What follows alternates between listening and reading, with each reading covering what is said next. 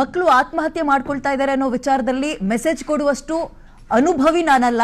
ಯಾಕಂದ್ರೆ ನಮ್ಮ ಮನೆಯಲ್ಲೂ ಮಕ್ಕಳಿದ್ದಾವೆ, ಈ ಆತಂಕ ನಮಗೂ ಕೂಡ ಕಾಡ್ತಾ ಇದೆ.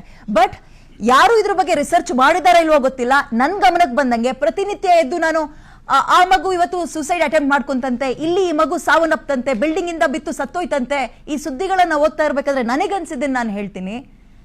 ಆಲ್ಮೋಸ್ಟ್ ಮುಕ್ಕಾಲು ಭಾಗ ಅಥವಾ ಇನ್ನೂ ಹೆಚ್ಚೇ ಅನ್ಕೊಳ್ಳಿ, ಪ್ರೈವೇಟ್ ಸ್ಕೂಲ್ನಲ್ಲಿ ಓದ್ತಾ ಇರುವ ಮಕ್ಕಳು ಆತ್ಮಹತ್ಯೆಗೆ ಸರೆಂಡರ್ ಆಗಿರುವ ಸುದ್ದಿಗಳನ್ನು ಕೇಳ್ತಾ ಇದೀವಿ. ನಾನು ಇದನ್ನ ಯಾವುದೋ ಪ್ರೈವೇಟ್ ಸೆಕ್ಟರ್ನ ಗುರಿಯಾಗಿಸಿ ಅವ್ರ ಮೇಲೆ ಕಂಪ್ಲೇಂಟ್ ಮಾಡ್ತಾ ಇರೋದಲ್ಲ, ಬಟ್ ಇದು ಫ್ಯಾಕ್ಟ್.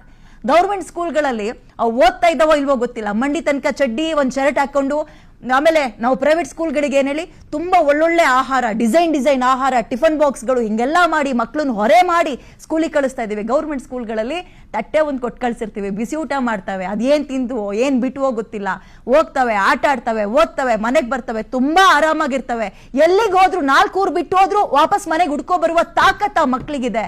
ಪ್ರೈವೇಟ್ ಸ್ಕೂಲ್ಗಳಲ್ಲಿ ಅದಿಲ್ಲ ಅಂದ್ರೆ ಸ್ಕೂಲ್ಗಳು ಸರಿಯಾಗಿ ನಡ್ಕೊಳ್ತಾ ಇಲ್ಲ ಅಂತ ಅರ್ಥ, ಮಕ್ಕಳನ್ನ ಸರಿಯಾಗಿ ನೀವು ಬೆಳೆಸ್ತಾ ಇಲ್ಲ ಅಂತ ಅರ್ಥ. ಆಮೇಲೆ ಪೇರೆಂಟ್ಸ್ಗಳಿಗೆ ಎಷ್ಟು ಹೇಳಿದ್ರು ಅಂದ್ರೆ ಪೇರೆಂಟ್ಸ್ಗಳನ್ನ ಈ ವಿಚಾರದಲ್ಲಿ ನಾವು ಸರಿದಾರಿಗೆ ತರಕ್ ಆಗದೇ ಇಲ್ಲ. ಗೌರ್ಮೆಂಟ್ ಸ್ಕೂಲ್ಗಳ ಕಡೆಗೆ ಮುಖ ಮಾಡಿ ಅಂದ್ರೆ ಯಾರು ಕೇಳ್ತಾರೆ ನನ್ನ ಮಾತನ್ನ? ಯಾರು ಕೇಳ್ತಾರೆ? ಒಂದು ತಿಳ್ಕೋಬೇಕು ನಾವು, ಒಂದು ಮಕ್ಕಳನ್ನ ಅರ್ಥ ಮಾಡ್ಕೋಬೇಕು, ಅಥವಾ ಮಕ್ಕಳಿಗೆ ಏನು ಬೇಕು ಅಂತ ಅರ್ಥ ಮಾಡ್ಕೋಬೇಕು. ಇಲ್ಲ ಅಂದ್ರೆ ಇಂಥ ಸುದ್ದಿಗಳು ಮಕ್ಕಳನ್ನ ಕಳ್ಕೊಂಡ್ವು ಅನ್ನುವಂತಹ ನೋವಿನ ಸುದ್ದಿಗಳು ಯಾರಿಗೂ ಸಿಗ್ದಲೇ ಇರೋ ರೀತಿಯಲ್ಲಿ ಸಮಾಜವನ್ನ ನಿರ್ಮಾಣ ಮಾಡಬೇಕಾಗಿರುವಂತದ್ದು ಸ್ಕೂಲ್ಗಳು ಅಂತ ಹೇಳ್ತಾ, ಸ್ಕೂಲ್ಗಳು ನೀವು ಕಮರ್ಷಿಯಲ್ ಆಗಿದ್ದೀರಿ, ಬಟ್ ಕ್ಲಾಸ್ ರೂಮ್ ಕಮರ್ಷಿಯಲ್ ಆಗಕ್ ಬಿಡಬೇಡಿ. ಮಕ್ಕಳು ಹೋಮ್ವರ್ಕ್ ಬರ್ದಿಲ್ಲ ಅಂದ್ರೆ ಫೈನ್ ತಗೊಂಡ್ ಬಾ, ನಿನ್ ಯೂನಿಫಾರ್ಮ್ ಹಾಕಿಲ್ಲ ಅಂದ್ರೆ 20 ರೂಪಾಯಿ ತಗೋಬಾ, ಈ ಮನಸ್ಥಿತಿಯಿಂದ ಹೊರಗೆ ಬರ್ರಿ. ಮಾರ್ಕೆಟ್ ಅಲ್ಲ ಅದು.